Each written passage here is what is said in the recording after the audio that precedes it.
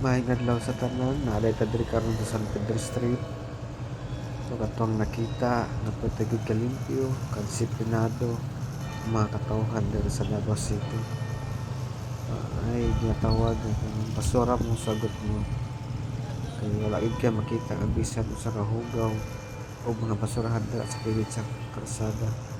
Kay tungod na sa ka-stricto sa Davao City pag-ampun sa mga basura. Dapat dili ka mapatakag dabay sa imong basura dira sa kilid sa kalsada kay multahan gid ka sa taga-LGU o sa taga-lead o naga-manage sa nga lugar sa San Pedro Street, Davao City.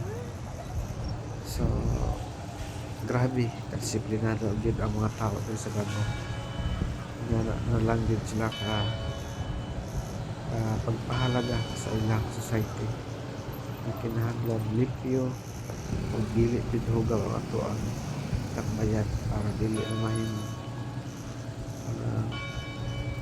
para dili makita sa uban nga ang Davao City hugaw.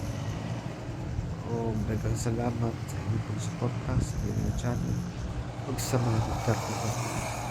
We support Duterte administration and Duterte legacy.